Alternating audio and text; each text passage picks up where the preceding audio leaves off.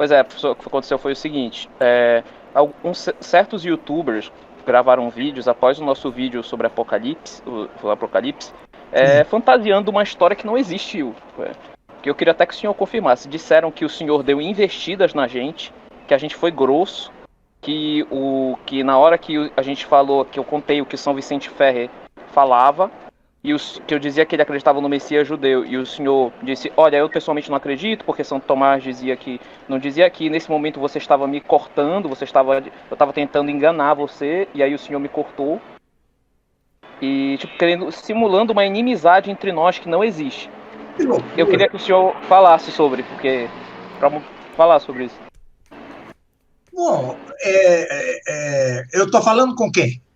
É o André. O André.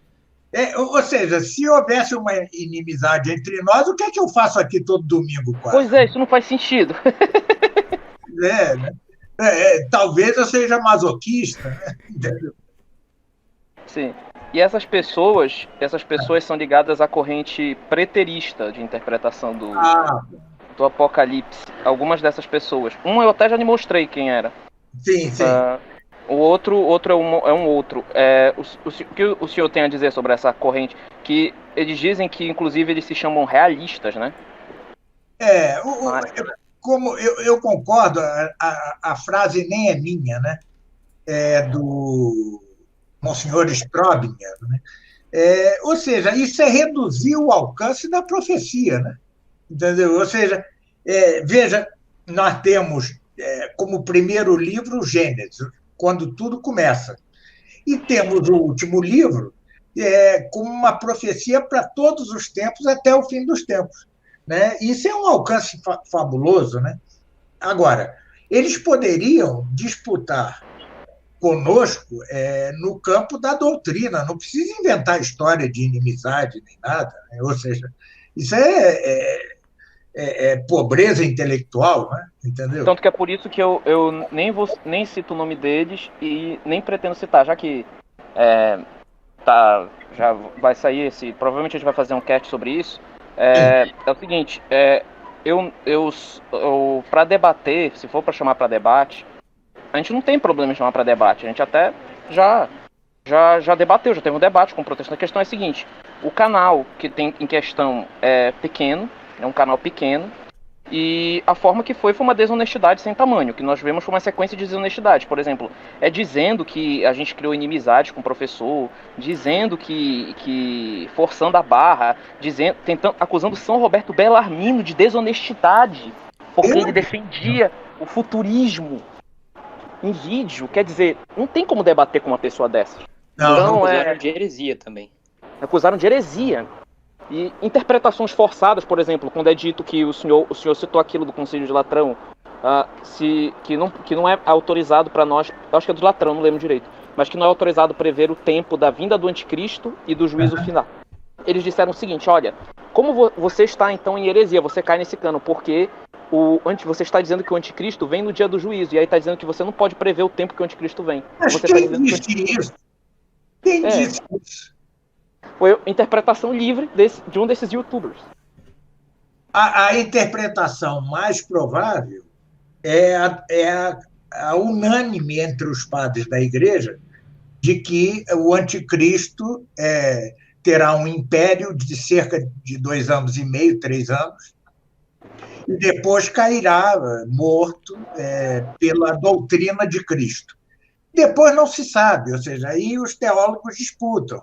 Depois vai ter mais ou menos tempo, uns acham que tem mais, outros que tem menos, etc.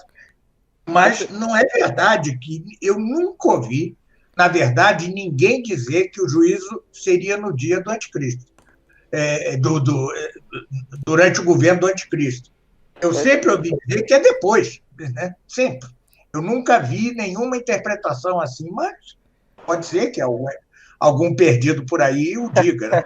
Pode ser, mas assim, a questão é a seguinte, se tem um cano, a primeira coisa que a gente vê quando tem um cano da igreja, peraí, bora ver o que São Tomás diz, bora ver o que São Roberto diz, bora ver o que os santos dizem sobre o cano da igreja. Eu não vou pegar o cano e interpretar como eu quero, né? Claro. É absurdo, absurdo. Mas enfim, professor, era só isso, né? Uma explanação rápida sobre. Aham. Sobre a questão do preterismo, só falando agora sobre mim, eu creio que é muita forçação de barra, é muito método histórico crítico, porque Aham. você tá pegando, tentando como se você usasse só a razão para interpretar as escrituras, que é uma interpretação protestante, ao invés de você Aham. usar o conhecimento dogmático.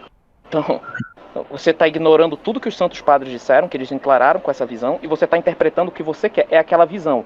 Todos os santos que interpretaram isso durante séculos estavam errados, e eu Isso, estou certo. exato. E ainda tem algo pior.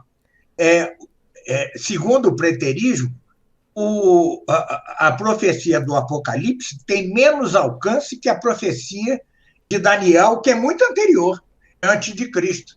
A profecia de Daniel vai até a igreja, tá certo? Vai até o Império Romano. Segundo eles, não, ou seja, o Apocalipse é só um tempinho, entendeu? Ou seja, é uma loucura, né? É, na profecia de Daniel, no sonho de Nabucodonosor, vem uma pedra que destrói os pés de barro e de ferro da estátua, né? Essa pedra é a igreja, tá certo? Muito provavelmente se refere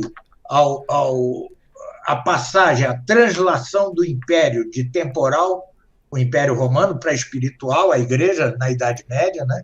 Então, ou seja, e o Apocalipse, que é o último dos livros canônicos, teria um alcance menor. Olha que loucura, né? Ou seja, Não faz sentido nenhum, entendeu? É uma coisa, é um método muito embasado que lembra muito os estilos do protestantismo liberal. É uma coisa que é irrelevante. E nota que é o seguinte, em nenhum momento eu acusei a pessoa que defende isso de heresia. Não acusei, ninguém aqui acusou de heresia. Agora, a pessoa do outro lado não podemos dizer o mesmo. É acusação de heresia, é dizendo isso, é dizendo aquilo. E é interessante que essas mesmas pessoas têm uma visão totalmente cega do assunto que a gente vai falar nesse vídeo. Provavelmente isso aqui vai sair antes, mas a gente está gravando um vídeo agora sobre o liberalismo e o governo Bolsonaro. As pessoas que falam isso têm uma visão totalmente cega sobre o governo Bolsonaro. Ou seja, uma defesa cega, uma defesa assim. Quer dizer, a questão é, vocês não estão agindo como católicos. É outro dizendo que ele é soberbo mesmo, que pelo menos ele assume que ele é soberbo. Olha, essa não é a lógica dos santos. Então, eu sinto muito. Se você é soberbo, que bom que você reconhece, mas você tem que melhorar isso. Tá bom? Você tem que melhorar. Então, então, é uma coisa que, assim, não vale a pena a gente discutir com esse tipo de gente, mas eu gostaria de fazer por isso que eu perguntei pro senhor, porque a gente vai precisar a gente vai gravar isso aqui, porque a partir do momento que vão para essas acusações pessoais, merece uma resposta, embora não citando os nomes. Uma boa lógica atomista, como o senhor fala. Né? É o melhor mesmo. Deixemos para lá.